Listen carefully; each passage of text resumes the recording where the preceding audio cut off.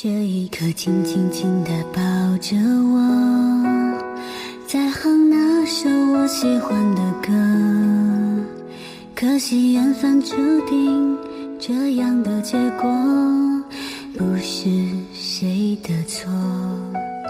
不明白爱情到底是什么，像雨中的花慢慢飘落，最后老去枯萎，只有寂寞静静地陪着我。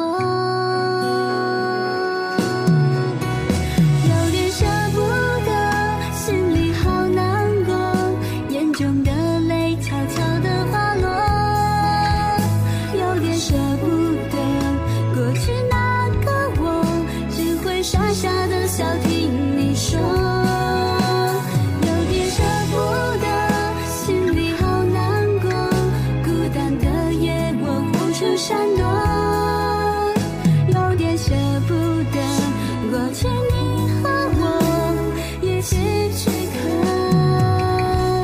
花开花落，也继续看花开花落。我这个未来的姑爷进了门，不是关心他的死活，而是在为这个妖妇说话。他没亲眼看到，怎么会想到这女人有这么恶毒？张局长，谭童两家已经是几代的交情，现在又连着婚，所以我们一定是站在童家的立场来讨个公道。像这恶毒的女人，就是先杀再审，也绝不冤。不，如意绝不会害童少爷，你们不要冤枉他呀。张局长，这事儿是我干的，是我把童耀东推下山崖的，要抓你抓我。张局长，事情没搞清楚呢，怎么能随便抓人？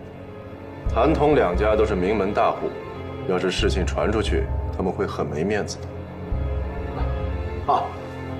好，既然这样，我们也不能等童少爷醒来，我只能将如意羁押候审。按照民国的宪法，如果没有证据定罪，是可以取保候审的，对吗？保费可不是一笔小数目，你们谁愿意为他担保？我来，我来保如意。你凭什么担保他？听我了解如意，了解所有事情。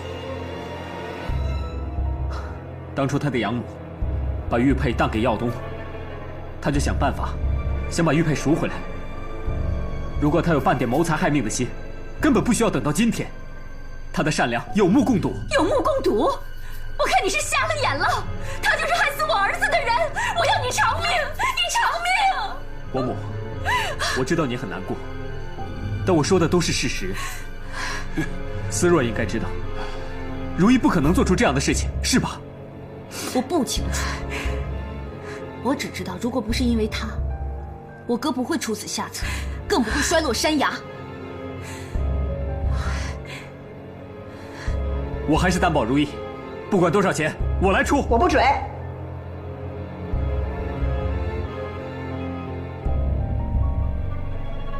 好，那么我就用我的性命来担保。我来出，担保如意所有的钱，我来出。高老板，怎么，张局长，我用整个聚顺兴来担保如意，不够吗？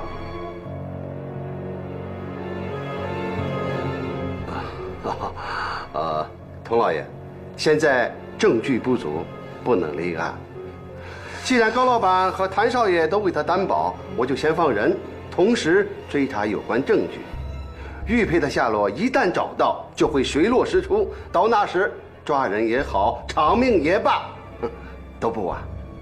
这，放人。童老爷，那我就先告辞了。局长，这。谭老爷，童夫人，我不会走的，我会给你们一个交代。如意，我带你们走。不能放他走。明凯，如果你敢和他走出半步，就永远别再踏进谭家大门。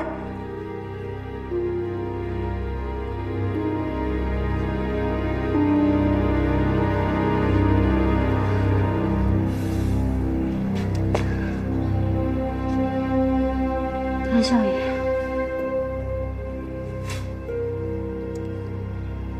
留步！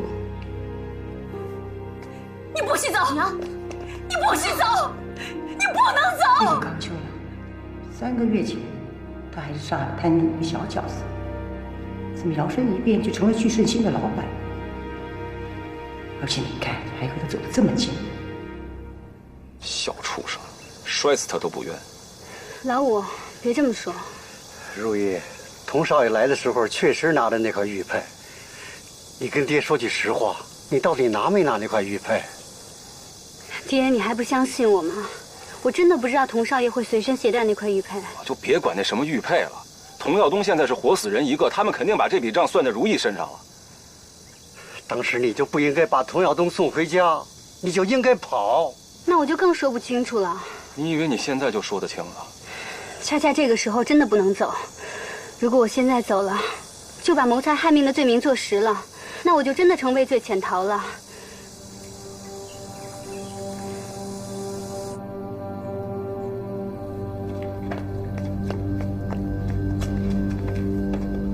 如意现在怎么样了？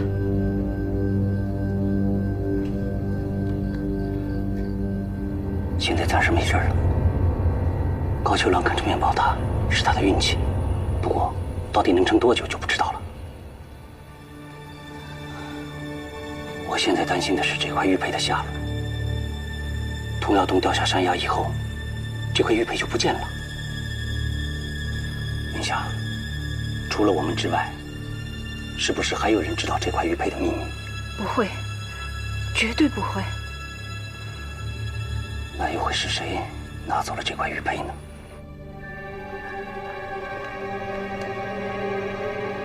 佟耀东只剩半条命了，他可帮了我的大忙，不但留住了如意，而且促进了谭佟两家的心结。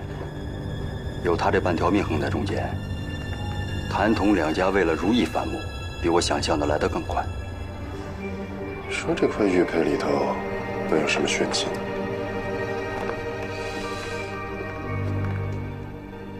看着也不是什么好东西，不值钱。不值钱？我告诉你，从质地还有色泽来看，这绝对是一块上等的新疆老坑羊脂玉，价值不菲。怪不得梅老九把它当成自己的命根子。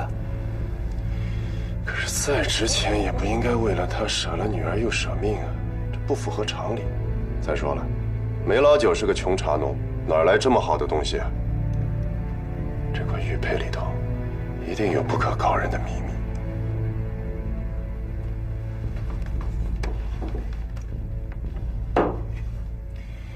老康，你替我查2件事情：第一，这块玉佩的来历；第二，梅老九到底遇到了什么人，让他突然撒了一掌，说什么都不肯走。知道了。大小姐，如意明明可以顺利逃走的，这一切都是你设计好的，是不是？叶子，你不要打阿康，整件事情都是我的主意，是我设计的。你想出气的话，打我。阿康，你下去吧。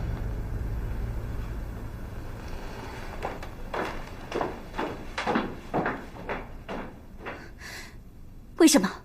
我跟你说过，不能让如意走的。是，我知道你不可以让如意走，但是现在出人命了，你知道不知道？这只是一个意外。再说了，佟耀东那么坏，现在的下场不是罪有应得吗？哥，咱们吞并谭佟两家有很多方法，你为什么一定要利用如意呢？她是无辜的。我只是想在吞并谭佟两家的同时，成全谭明凯和如意，这样不好吗？哥，我已经不是小孩子了，我有我自己的想法，你根本就不是在帮。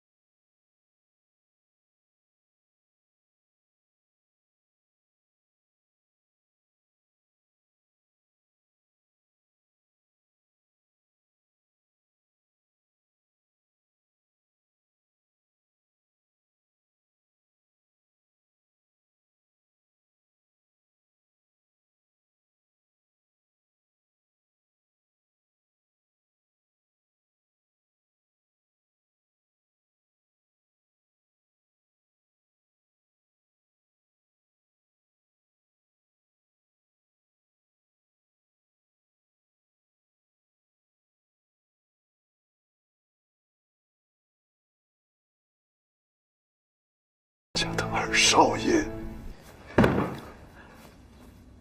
妈，我求你相信我，相信如意，去童家说说情吧。你今天的所作所为，已经让我没有脸去跟童家交代了。现在你居然为了那个女人给我第二次下跪，快给我起来！妈，您一向吃斋念佛，慈悲为怀，这是我最后一次求您，帮帮如意吧。我告诉你，我宁愿摔下山崖的是她。您为什么这么恨如意？只是因为我爱她，还是因为您把她当成是第二个朱秋月？我绝不会让您像当年逼死朱秋月那样逼死如意的。你知道你在说什么吗？妈，对不起，我知道我的话很伤害你，但是很多事情痛过才会明白。我不是我爹，如意也不是朱秋月。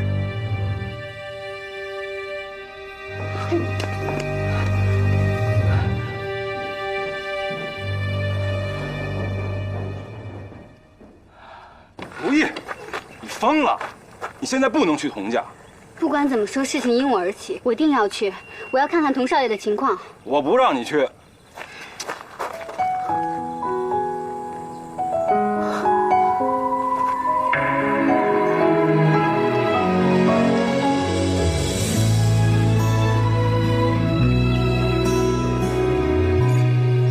你带我来这做什么？我要带你离开。谭少爷，别叫我什么少爷。当你不断的妥协，我就知道你也同样的爱上了我。其实我早就应该做出这样的决定。我们可能没有办法去改变世俗的观念，但是我们可以改变我们自己的境遇。别说了。我们可以离开这里，我们可以去别的地方，我们可以漂洋过海去美利坚，去法兰西，去我上学的城市。我们可以过全新的生活。我相信我们在一起一定会很幸福的。那会有更多的人遭遇不幸啊！李娘和思若怎么办？他们会痛不欲生的。你是谭家的天，你走了，天就塌了。还有那么多的茶农，他们的天也会塌了的。我们所谓幸福的背后，就是背信弃义的私奔吗？但是如果你不离开，童家是不会放过你的。我会走的，但不是现在。我要等耀东醒过来。我不想昧着良心过一辈子。我也相信一切都会过去的。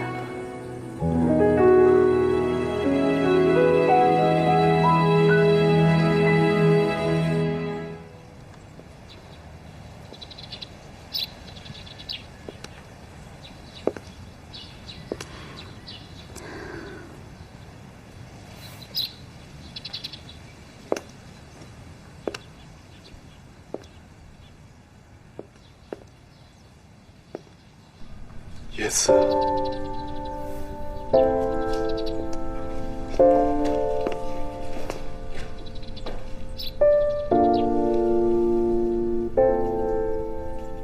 昨天晚上没睡好吧？对不起。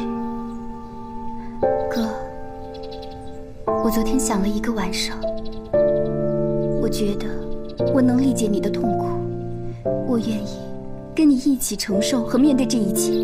不要你跟我一起承受痛苦，我要你过快乐的日子。所以，我什么都不跟你说，不想改变你现在的生活。如果你真的想让我快乐起来，那你就得先让自己快乐起来啊！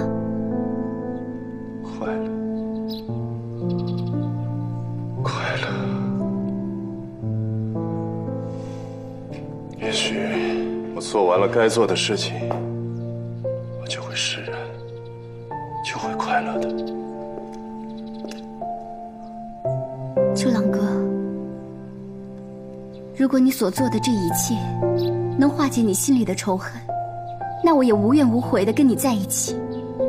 可是，真的是这样吗？你跟谭家有着刻骨铭心的仇恨，可是你不得不承认，谭明凯是你在这个世界上唯一和你血脉相连的亲人。当你设计陷害如意和谭明凯的时候，你的心同样受到了伤害，对吗？是，你说的对，我不得不承认，你是这个世界上最了解我的人。那哥，我求求你，你就放过如意和谭明凯吧。他们两个人没做过任何一件对不起你的事，你就让他们俩离开这儿，远走高飞吧。至少你的心不会在善良和仇恨间纠结。我求求你了。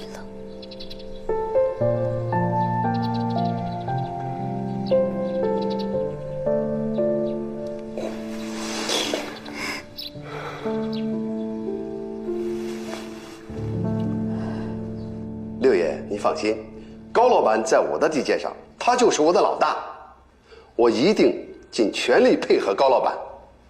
哎，六爷，您太客气了，我指望着您还得往上爬呢。是，遵命。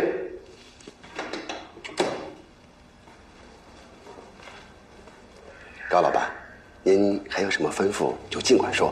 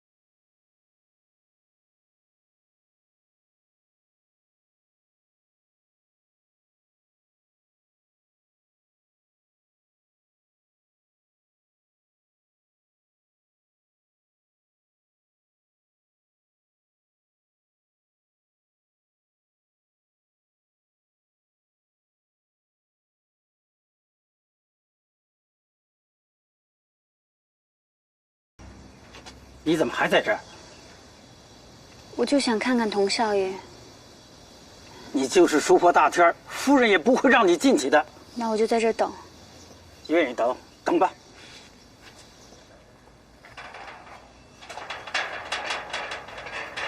一画天子开，二画地子开，三画人长生，四画鬼灭亡。各路神仙听我令，太上老君急急如律令。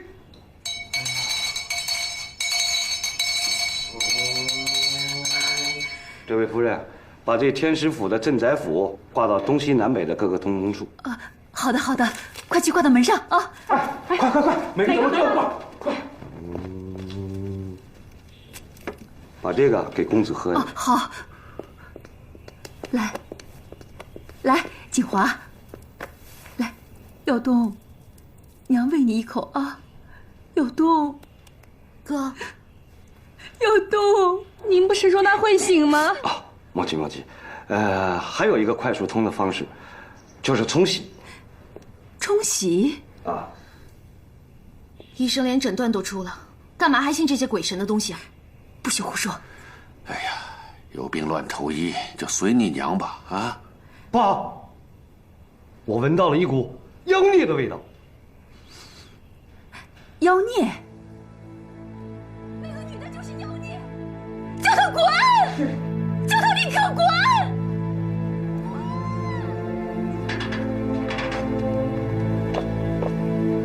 你还来干什么？思若，你哥他怎么样了？还不是那样。这个是我采了一些草药，你把它碾碎之后热敷，对你哥哥应该有用的。不用。你看看，这个草药很灵的。我说了不用了。我哥现在求生不得，求死不能。他千错万错，都不应该落到今天这个下场吧？你还有必要解释吗？我实话告诉你，我哥强娶你，全都是为了我，因为你偷走了明凯的心。我没有。那你说，明凯凭什么用自己的命担保你？思若，我们姐妹一场，你应该相信。你别说什么姐妹了，你就祈求上苍吧，让我和明凯尽快成亲，给我哥冲喜。你妈也是跟你一样，气得吃不下饭。明凯，有什么事不能解决的，别跟自己的身体过不去。我眼里现在全都是如意倔强的样子。我知道他心里面全都是委屈，他这样被人欺负，反而被扣上了谋财害命的罪名。至少他没有被抓进大牢受罪。我要感谢你，能站出来保释如意。但是可惜，只有15天。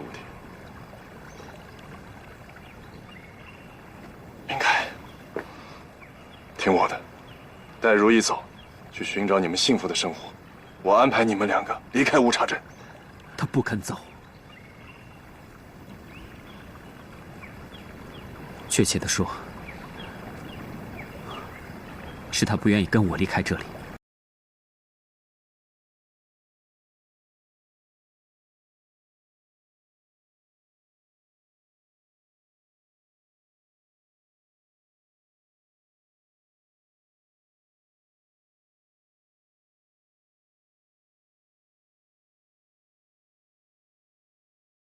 目睹整个过程的证人，只有找到他，才能证明如意的清白。对，但是明凯，想过没有？如果那个人是存心拿走玉佩的，会让你找到吗？乌察镇那么大，就像大海捞针一样，可如意的保释期只有15天。那你说我要怎么办？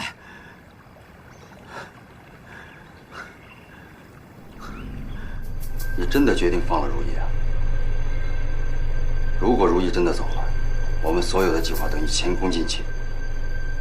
阿康，我就不明白了，商业计划也好，复仇解恨也罢，你为什么就不能放过那些与此事无关的好人呢？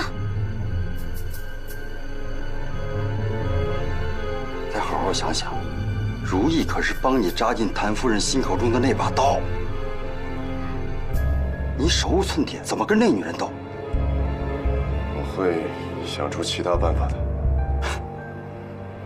难道你真的拿谭明凯当成你的兄弟？不管我当不当，他都是。我们有同一个父亲，这是谁也改变不了的事实。可你没有理由放了如意。我想让自己的内心好受一点，这个理由你满意吗？好了，按照我说的去做。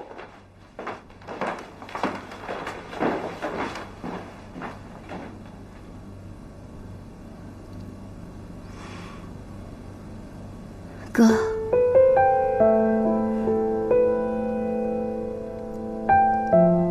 你还记得谭明凯告诉过你，你们的父亲临终前说过，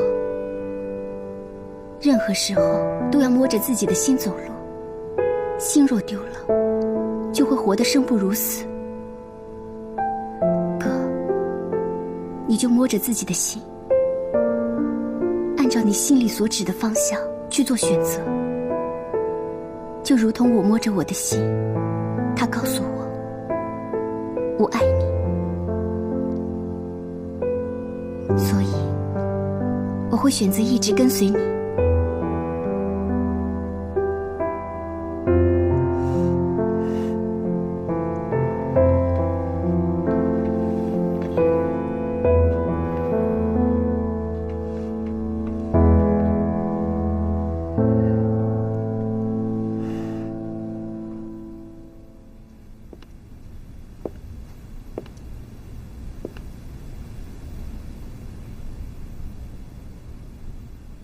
娘，怎么了？道士不是说要冲喜吗？我要马上和明凯成亲，给大哥冲喜。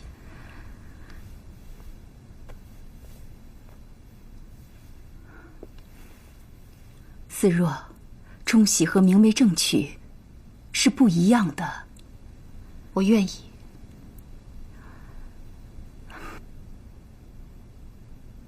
你对你大哥的心意，娘全都明白。可是你自己的婚姻大事，你千万别委屈了你自己呀。不，这是我应该做的。大哥是为了让明凯能够死心塌地的娶我，才会盯着如意不放的。如果不是我给如意通风报信让他走，大哥就不会这样。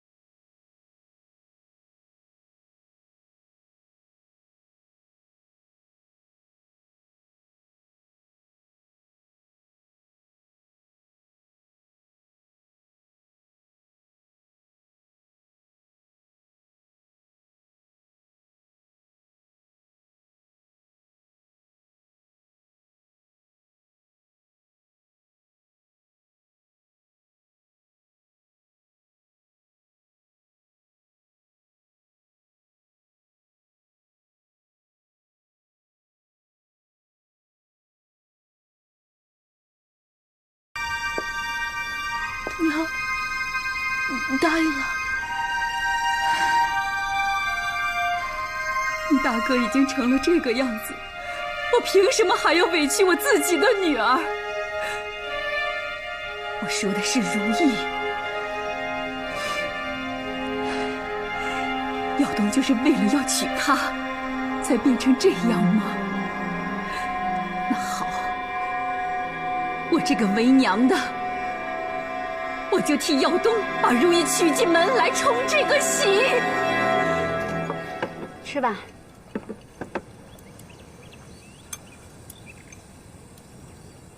如意，佟少爷真有这么睡下去啊？爹，您尝尝这个。今天谭少爷找你，是不是劝你离开啊？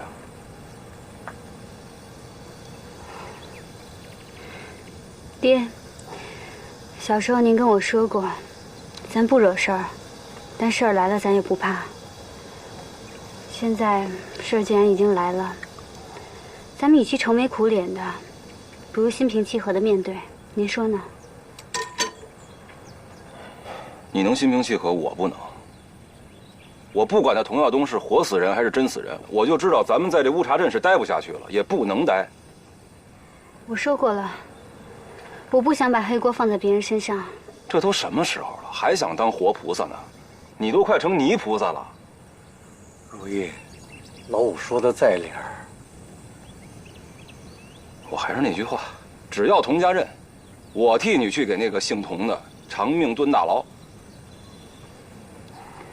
这事儿，我认了。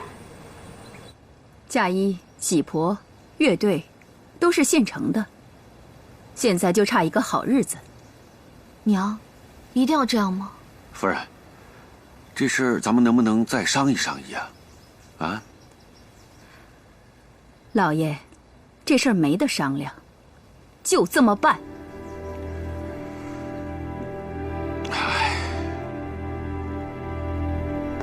娘，您还是让谭少爷跟思若完婚吧，这也算是成全了思若呀。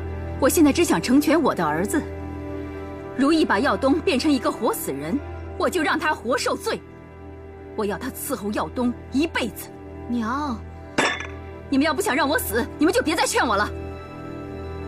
好，既然你心意已决，啊，那咱们也先跟谭家商量一下，咱们的女儿和明凯的婚事要后延了。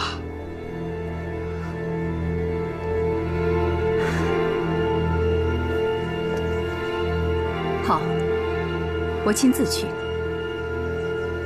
我要让谭家和谭明凯知道，我的儿子耀东，要不是为了思若和我们童家的颜面，他今天不会落到这个下场。娘，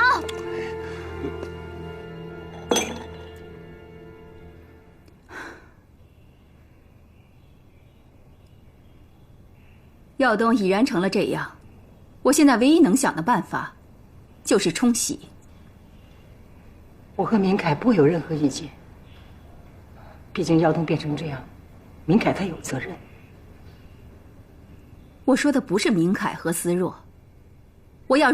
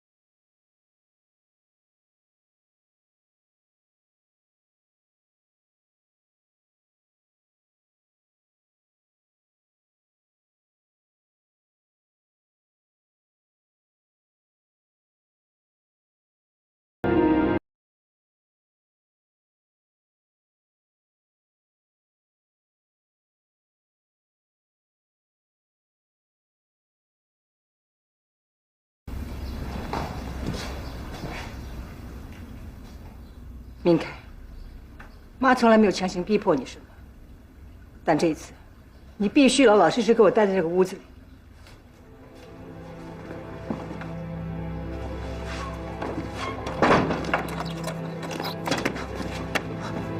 妈，你要干什么？为什么要锁门？3天之后我告诉你。妈，你先开门。妈，你不要锁着我，放我出去啊！妈，给我看好他。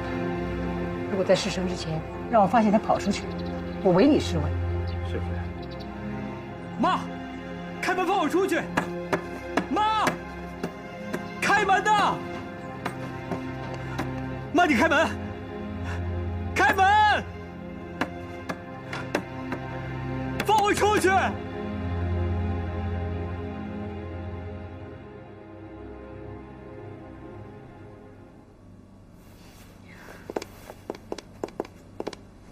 嫂子，你要去哪儿？我想去找明凯。你别去了，刚才娘回来说，谭夫人非常赞成如意嫁过来冲喜。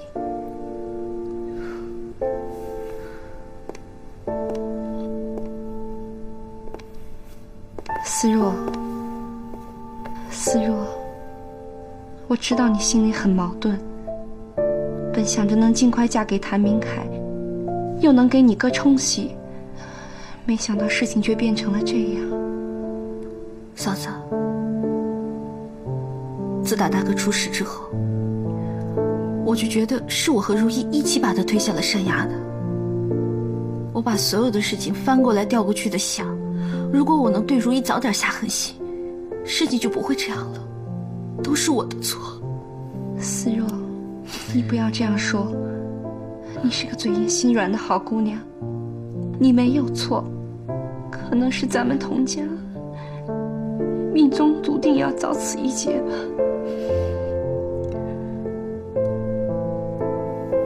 嫂子，你要迎娶如意过门，你不难过吗？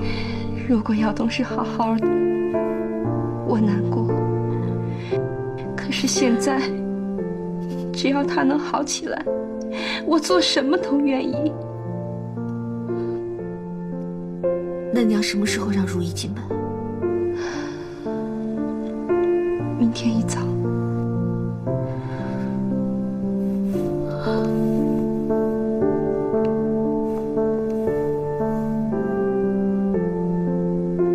经准备好了厚礼，打算让张局长配合。如意这次是不嫁也得嫁了。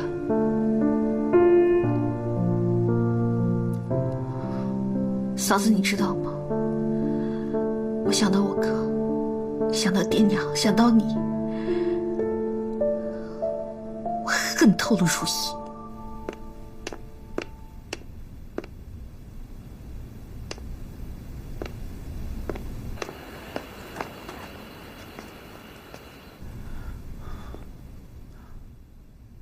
谁啊？云姨，是你吗？云姨，是不是如意出事了？我求求你放我出去吧，我得看一下如意。云姨，云姨，从小到大，你当我是亲生儿子一样，我求求你帮帮我吧，好吗？云姨，你听见了吗？云姨，云姨，云姨。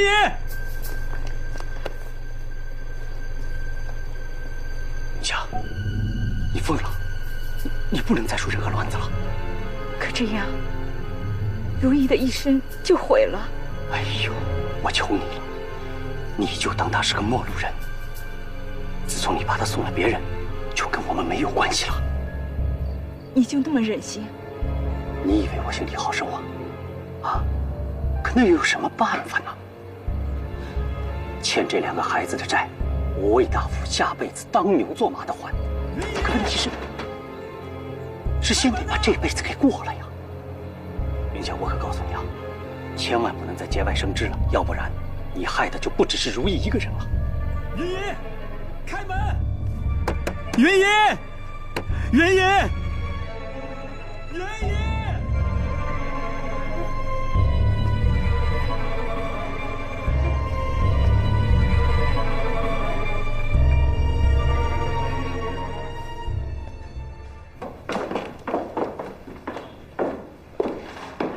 张局长，这么早，什么事啊？高老板，情况有变化。童老爷一早找我，拿着几万两银票，让我配合着他们强行娶如意过门。什么？童耀东都那样了，他怎么娶啊？这人怎么样不重要，关键是冲喜。童老爷的意思就是，如果如意不答应，就立马拿他爹开刀；如果他答应了，童耀东跳崖的事儿就黑不提白不提了。这简直就是无稽之谈。哥，事不宜迟，咱们得赶紧通知如意，安排他们尽快离开。高老板，你看这。哥。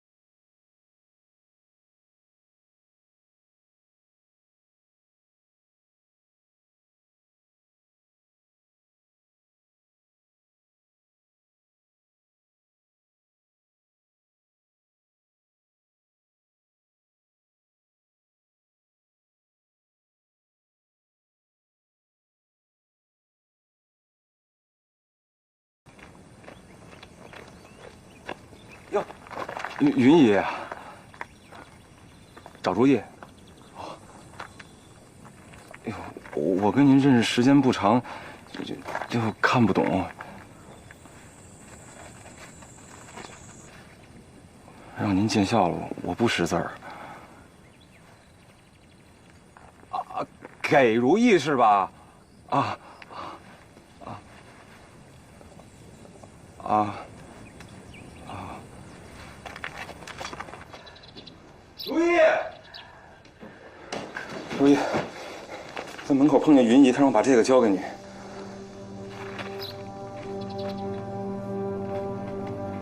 上面说什么了？说话呀！说什么了？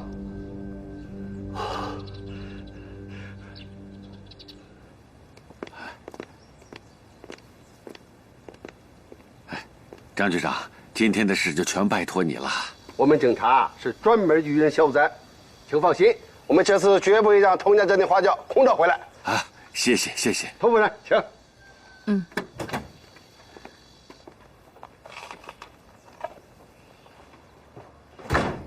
起轿！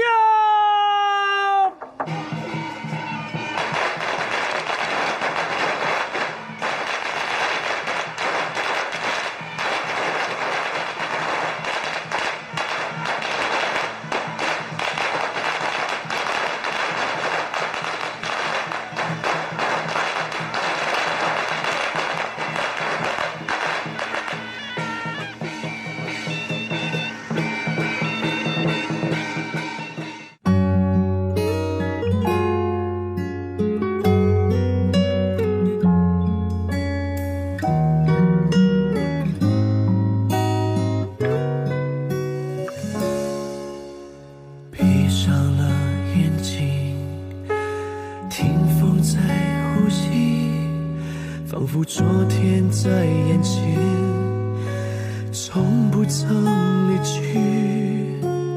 思念在逃离，回忆那么清晰，恍然之后才发现，赢了世界却丢了自己。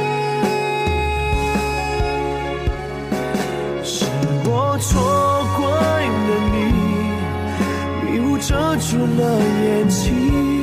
落花瞬间虽然那么美丽，下一秒却不见踪影。是我错怪了你，乱世无力看风景。